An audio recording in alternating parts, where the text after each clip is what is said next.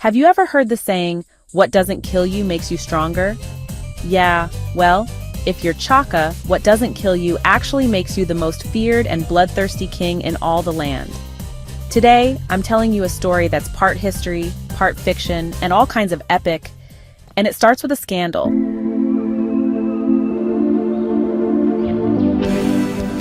So once upon a time, in the land of the Zulus, a young boy named Chaka was born, out of wedlock. Now, normally, this would just mean a few awkward family dinners. But for Chaka, it meant exile, persecution, and a lifetime of trauma to fuel a world takeover. See, Chaka's father, Senzangakona, panicked when Chaka was born.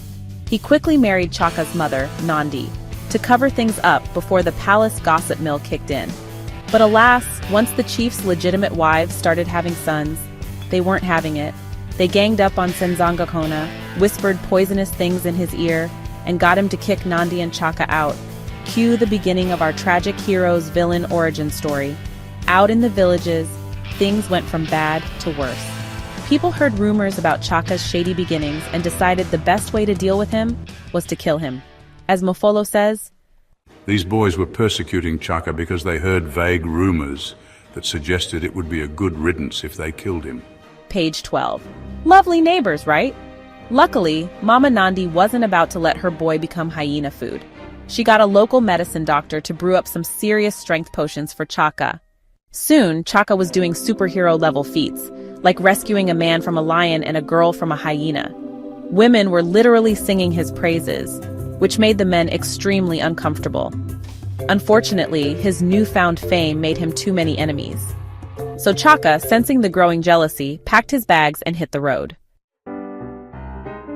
On his journey, he met Isanusi, a diviner, a wizard, a spiritual advisor, or maybe, as some say, a product of Chaka's own imagination. Either way, Isanusi promised Chaka power beyond imagination, for a price. Sound familiar? If you're thinking Macbeth, you're right, because just like Macbeth's witches, Isanusi lays it all out. The doctor said that the medicine which remained to be used was one which he did not have with him. He said it was a medicine associated with the spilling of blood with killing. It is extremely evil, but it is also extremely good. Choose. Page 43. And Chaka? Oh, Chaka chose. He even pledged himself fully. "I bind myself to abide by your commandments in every way in which you will command me." Page 41. Yeah, this isn't going to end well. Fueled by this dark magic, Chaka rose to power with the help of King Dingiswayo of the Mthethwas, his mentor, godfather, and future tragic victim. Because get this, after Isanusi demanded the blood of a loved one to finalize Chaka's invincibility, Chaka killed pregnant Noliwa, Dingiswayo's sister and Chaka's own beloved betrothed. Talk about biting the hand that feeds you. After that, it was open season. Chaka's massacres grew so wild that Mofolo describes it like this. In order to comprehend this fully, we should use the example that the number of people killed by him in the ways we have described is equal to the number of the Basotho, counting every man, woman, and child, multiplied 3- or 4-fold. Imagine them all being killed. Page 153. Yeah, not exactly the hero's journey you were expecting, huh? But it wasn't just bloodshed. As Chaka's nightmares grew worse and guilt gnawed at him, Mofolo lets us peek into the unraveling mind of the king. 3 times in that same night he dreamed that one dream from a certain point to a certain point. But the most amazing thing was that he kept waking up when he reached the point of his meeting with Isanusi, even though we are at a loss to know why it was that suddenly he was afraid of his dealings with Isanusi, who was his closest friend. It's storytelling rich with oral tradition, repetition, conjecture, audience engagement.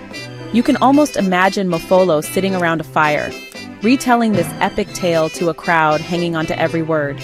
The book, Chaka by Thomas Mofolo. First published in Sesotho in 1931 and later translated to English by Daniel P. Kunene in 1981, Chaka is part historical fiction, part epic tragedy, and full of literary power. What makes this book particularly interesting is how Mofolo blends historical fact with fiction. His version of Chaka differs significantly from other accounts, including Walton Golightly's Amazulu.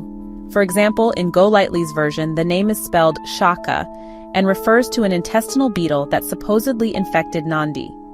Also, in that version, Chaka never kills his mother. Quite the opposite, he loved her deeply. Mofolo takes considerable literary license with history to create a more dramatic narrative. As he admits in the book, The events in Chaka's life were overwhelming because they were so numerous and of such tremendous import. They were like great mysteries which were beyond the people's understanding. But since it is not our purpose to recount all the affairs of his life, we have chosen only one part which suits our present purpose. It's not a strict biography. It's worth noting that Mofolo's portrayal of Chaka as a bloodthirsty tyrant might have been influenced by the missionaries who helped him publish his work, particularly Reverend A. Casales. Colonial perspectives often demonized African leaders, so it's important to read this with that context in mind. There is evidence that the first time Mofolo gave any further attention to the Chaka manuscript since 1909 or 1910 was in the early 1920s, which coincides with the return to Lesotho from France of the Reverend A. Casales, who was the one person who constantly advised and encouraged Mofolo in his effort as a writer.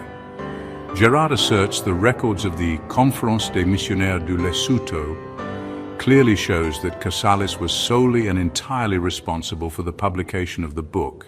But beneath all that, Mofolo weaves a deeper message, a meditation on the human choice between good and evil.